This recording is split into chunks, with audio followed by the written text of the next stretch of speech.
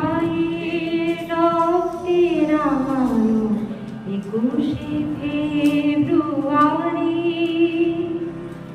আমি কি ভুলিতে পারি আমার ভাইয়ের রক্তে রাঙানো 21শে ফেব্রুয়ারি